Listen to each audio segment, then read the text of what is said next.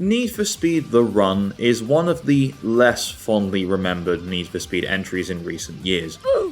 The main version of the game, so the 360, PS3 and PC versions, was EA Black Box's final release in the series. However, today that's not what I want to look at.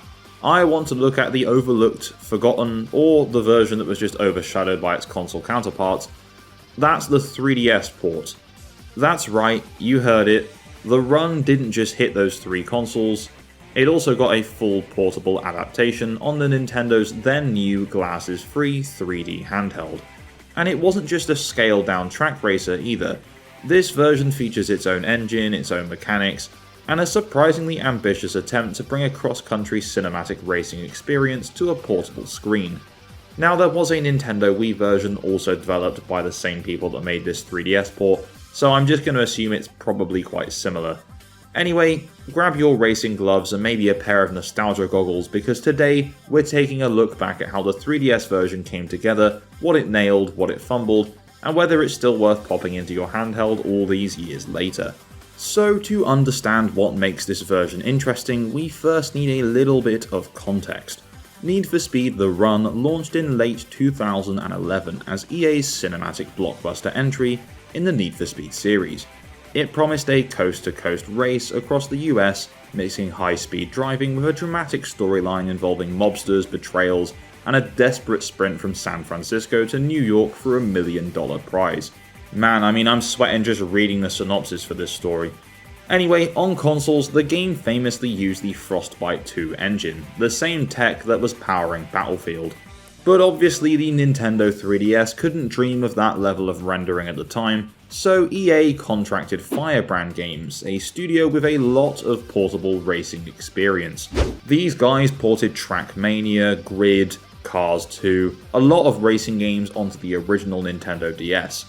And at the time they were also working on NASCAR Unleashed for the 3DS. So they were fast, efficient, and honestly one of the best teams equipped to translate a big racing game to Nintendo's new hardware. The result wasn't a simple port.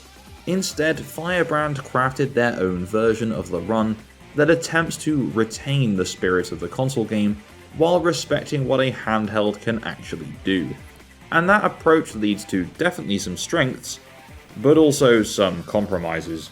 Now, before we go any further, if you're a fan of racing games, niche racing games, and handheld games, then why not hit that subscribe button and tap the bell for notifications to stay up to date with my future uploads.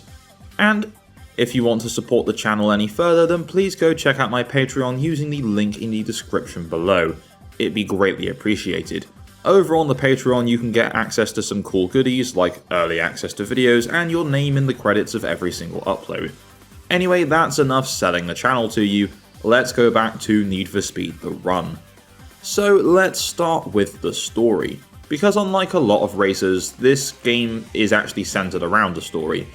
The Run on the 3DS follows the same kind of plot as the console version, but it is different. So of course the home console version sees you playing as Jack Rourke, where at the start of the game you narrowly escape being crushed with your car at a scrapyard. Whereas in the 3DS and Wii versions, you are Matt, a former pro racer who wakes up in his Ford Mustang that's just been pushed into the ocean in San Francisco by members of the mob. You end up escaping, meeting a mysterious woman, and then you drive to the start of the Run, which is the aforementioned race where you can win $1 million. Anyway, along the way you're going to run into trouble with the mob again, as well as the police, so your only way out is this illegal cross-country race which goes across the entire of the US. If you can outrun the police, rival drivers, and the mob after you, you can walk away a millionaire. Now, here's where Firebrand gets a little bit creative. Since of course the 3DS couldn't handle the Frostbite cutscenes, the developers leaned into a comic book art style. Story beats play out in stylized storyboard panels with some mild animation. Bold punchy frames that keeps the pacing fast and the tone very dramatic. They combine nicely with the game's soundtrack and do a surprisingly good job of telling you the story and giving you a sense of the stakes. And look, of course it's not Shakespeare, but for a portable racer on a tiny cartridge, it's engaging, it's easy to follow, and honestly, it's fun. The story is broken up into missions, but the game calls them episodes, and throughout the story you've got 26 different episodes. There'll be lots of races, time trials, escaping the police, and a couple of takedown missions as well. Now, this is all pretty good, but the story also features a heavy use of quicktime events. So in between cutscenes they might get you to unscrew some bolts, spray paint a car, but within the actual races there'll be cinematic quicktime events where you have to dodge missiles or bullets, or do a very big jump. It's kinda cool, some of them work really well, some of them are really frustrating to get around. I'm not the biggest fan of QuickTime events at the best of times, but I'm not going to give Firebrand too much for it because they were very heavily used in a lot of games when this game came out. Now, the story only lasts for a couple of hours, but it makes those hours feel like part of something bigger. If anything, the story's biggest strength is simply that it tries. It actually fills the gaps between races instead of just dropping you from menu to menu. Another small touch that I quite like about this story is that the loading screen is showing you travelling along the map to your next location. It's a very minor thing, but it just shows a sign of quality. Now let's talk visuals, because this is where things get a little bit complicated. On the one hand, the sheer variety of tracks is impressive. Racing all the way from San Francisco to New York gave the developers a built-in excuse to change scenery every few minutes. You'll tear through dusty western deserts, sweep along snowy mountain passes, and blast through dense forests, winding canyons, and cityscapes. No two tracks really look exactly alike, and for a handheld racing game, that diversity does wonders for keeping the gameplay fresh. But here's the downside. The environmental graphics themselves are kinda rough. Even by 2011 3DS launch era standards, a lot of the textures are chunky, flat, and a bit muddy. The draw distance suffers noticeably, which becomes a problem on curvier tracks when you need to see what's coming, especially with the heavy amount of traffic that some of these levels have. Corners sometimes appear a bit late, objects sort of fade in from the fog, and the roads sometimes feel like they blur into their surroundings because of the low resolution. To their credit, the game is still absolutely playable, you can read the road well enough to race competently, but it's absolutely a reminder that Firebrand prioritized one thing above visuals, and that's the frame rate, because my god, this game is really smooth. They really succeeded at that. I will say though, I am quite impressed by the car models in this game, especially the detail that went into them on the menus when you can customize the cars, which we'll get to later. But even in game, they still look pretty good. Now, the visuals might not be perfect, but this is where the run on 3DS genuinely shines. The feel of speed and the controls. Firebrand Games always understood that if you're gonna make a handheld racing game work, it needs to be smooth, responsive, and fast.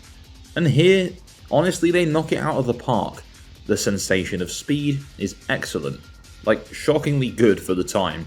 Cars accelerate fiercely, drifts are a bit unpredictable, but overall, it's still pretty good. And on top of all this, the frame rate is impressively stable even during the most chaotic races when you've got like 10 different police officers up your arse. In fact, I can't think of that many early 3DS games that ran this consistently well. I mean, I remember playing Asphalt 3D for the 3DS launch titles video, and that game did not run very well at all, and there was a lot less going on screen at any time. The developers clearly optimized the engine around maintaining speed above all else. And rounding out the presentation is a surprisingly strong soundtrack featuring licensed rock and techno tracks. They matched the high-speed gameplay perfectly and helped make even the more visually dull tracks feel just a bit more exciting. And they are different songs from the home console versions. So the next thing I want to talk about is where the 3DS version pulls off something that many handheld ports fail to do. It actually keeps the modern features of its console counterpart. Yes, we need to talk about Autolog. Autolog was one of EA's proudest innovations at the time, a sort of social network that let you automatically compare times with friends. Firebrand managed to get a fully functional version running on the 3DS, and it's actually kinda cool. Here's how it works. Whenever you set a fast time on a track, the game sends it to anyone on your 3DS friends list who owns the game, and when your friends do the same, their times get pushed to you. The game also supported Street Pass, so you could get on-the-spot challenges and local score transfers. If you don't know what Street Pass was, it was a feature that the 3DS had, so if you walked past other people who had their 3DS on them and also had Street Pass activated, they would transfer game data like leaderboards and you'd get little gifts in certain things. It was actually a really cool feature. I can't imagine how many people actually got to experience this Street Pass feature in Need for Speed The Run, but if you did, drop a comment down below because I'd love to hear about the experience. Anyway, it turns a primarily single-player experience into a friendly competition, even years after release. I mean, that is if you can find other players. But Autolog wasn't the only feature that made the cut. You also get Challenge Mode, which is a series of increasingly tougher events, with a bunch of different race types basically pulled from the story mode without the quicktime events, except this time you can choose from a different selection of cars that you'll unlock as you progress through the story, and by doing other challenges. There's also a multiplayer mode, which supports up to 7 other players, both local and online, which is pretty cool, and the game has a full XP and leveling system, which rewards you with unlockable cars as I mentioned, as well as custom parts. So whilst the customization in this game isn't anywhere near as in-depth as, let's say, Need for Speed Underground 1 or 2, it's still pretty cool that there's customization here at all, to be honest. Now it's important to note that these upgrades of course do not carry into the story mode because the story mode gives you random cars as part of the story, you can't choose them. But in challenge mode and online races, they add a long tail of progression that gives the game more staying power than you'd probably expect. Now, as I'm sure you can imagine, I was not able to test the online races because the servers were shut down long ago. I'm sure through the Citra emulator you probably could get a game going, but I doubt there's anyone actually playing. If you are still playing Need for Speed The Run on 3DS in the Big 25, let me know in the comments as well. So in terms of the moment-to-moment gameplay, The Run does a commendable job of mixing things up. Within the challenge mode, you're not just running traditional races. You'll face timed segments where you must beat stage times, rival face-offs against a specific driver, there are police chase missions where you're the cop, and yes, you just crash races off the road. It's just a takedown mode, and honestly, it's actually not that bad. I was expecting it to be super janky, but it honestly works quite well, and some of the crashes are quite cinematic. There are overtaking challenges and elimination events, just to name a few. This variety helps keep the pacing brisk, and while the campaign is short, the way Firebrand spreads these event types across unique environments makes it feel more dynamic than you'd expect from a handheld adaptation. Anyway, let's talk about the critical response to Need for Speed The Run. Now, across the board, this game didn't receive the best reviews in the series. The highest Metascore for any of the versions is a nice 69 out of 100, and that's the PC port. The 3DS version sits just a few points below, at 65 out of 100. Most of the complaints on the 3DS version appear to be the muddier graphics and the QuickTime events, so I get it. Now, the user score on Metacritic for this game on the 3DS is quite similar as well, with a 6.7 out of 10. Now, the game would go on to sell alright, with just shy of 200,000 copies shifted, with about 100,000 of those being in America and the other half being in Europe. Those stats are from VG Charts. So, after all these years, how should we look back at Need for Speed The Run on the 3DS? On a technical level, it's a mix of strengths and compromises. The graphics are muddy, the draw distance is a little rough, and in my opinion, the story mode is over far too quickly. But at its core, the experience, that's where the game really holds up. It's fast, it's smooth, it has more features than I expected from a portable version, and the variety of tracks and modes gives it far more replay value than most 3DS racers from the same era. Firebrand Games have managed to create one of the most complete, polished, and ambitious handheld racing games of that generation. If you're a 3DS collector, a Need for Speed fan, or someone who just wants to experience a surprisingly competent portable racer, I would say The Run is absolutely worth revisiting. Anyway, that takes us to the end of our look at Need for Speed The Run.